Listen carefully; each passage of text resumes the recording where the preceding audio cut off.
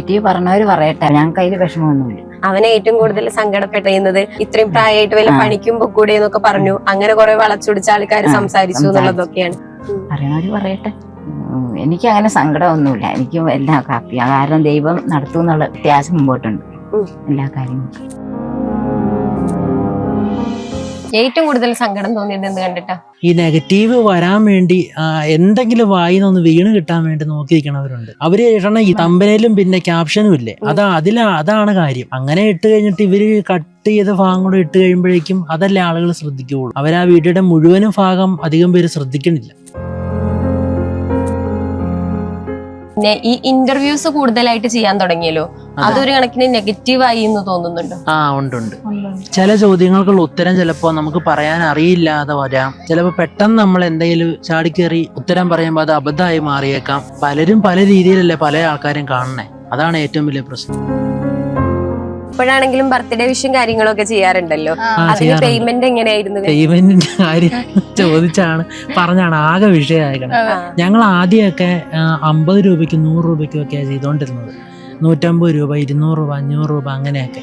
പിന്നെ കുറച്ചുകൂടെ ഇങ്ങനെ പോന്നു കഴിയുമ്പോഴേക്കും ആൾക്കാർ പറഞ്ഞ് നിങ്ങൾ കുറച്ച് പൈസക്ക് മാത്രം ചെയ്തിട്ട് കാര്യമില്ല, കുറച്ച് പൈസ നിങ്ങൾ കൂടുതൽ വാങ്ങിക്കണം എന്നൊക്കെ പറഞ്ഞു. അപ്പോൾ എല്ലാവരും പറഞ്ഞു എന്തോരം പേര് ആ വീഡിയോ കാണുന്നത്, അപ്പോൾ നിങ്ങൾ നിങ്ങളുടെ വാല്യൂ കൂട്ടണം എന്ന് പറഞ്ഞു, റേറ്റ് കുറച്ച് കൂട്ടണം എന്ന് പറഞ്ഞു. പക്ഷേ നിങ്ങൾ ചെയ്യുന്നതും ശരിക്കൊരു വർക്കല്ലേ? ഇങ്ങനെ ഈ കള്ളം പറയാണ്, പലതിനും നെഗറ്റീവ് മാത്രം പറയുന്ന കുറെ ആൾക്കാരുണ്ട്. അവരോട് ശരിക്കും എന്താ പറയാനുള്ളത്? അവരോട് ഇപ്പൊ എന്നാ പറയണേ? ഇപ്പൊ ഞങ്ങൾ എന്ത് പറഞ്ഞാലും അവര് വിശ്വസിക്കൂലല്ലോ. പിന്നെ കമന്റ് നോക്കരുത്. കമന്റ് നമ്മൾ നോക്കാൻ പോയി കഴിഞ്ഞാൽ നമുക്ക് ഒത്തിരി എന്നാ പറയണേ നെഗറ്റീവ് തളർന്നു പോകും നമ്മള്. അത് കണ്ടിട്ട് അപ്പൊ മെന്റലി ഭയങ്കരമായിട്ട് ഡൗൺ ആവുന്നുണ്ട്.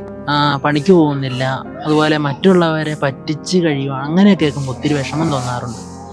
സത്യം പറഞ്ഞാൽ തകർന്നു പോകാറുണ്ട്, ഒരുപാട് വിഷമം തോന്നാറുണ്ട് അങ്ങനെയുള്ള കമന്റ് കേൾക്കുമ്പോൾ. ഞങ്ങൾ ആരെയും ഇതുവരെ തട്ടിച്ചിട്ട് ഒന്നുമില്ല. എല്ലാവരും ഇപ്പോൾ ഒട്ടുമിക്ക ആൾക്കാർ എൻ്റെ വീട് കണ്ടു.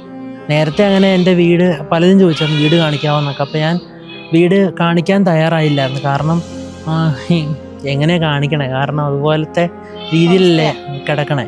അപ്പോൾ കാണിക്കാനും ഒരു വിഷമം, ബുദ്ധിമുട്ട്. ഇതാ ഒരു സന്തോഷ വാർത്ത, ഞങ്ങളെ തേടി മെയിൻ സ്ട്രീം 1 യൂട്യൂബ് ചാനൽ എത്തിയിരിക്കുകയാണ്. ഇതിൽ പരം സന്തോഷം ഞങ്ങൾക്കിനി വേറെ ഇല്ല. ഒരു ചെറിയ ദുഃഖം, കനാലിൽ വെള്ളമില്ല, പക്ഷെ എത്രയും പെട്ടെന്ന് വെള്ളം വരുമെന്ന് ഞങ്ങൾ വിശ്വസിക്കുന്നു. അതിനായി ഞങ്ങൾ കാത്തിരിക്കുന്നു.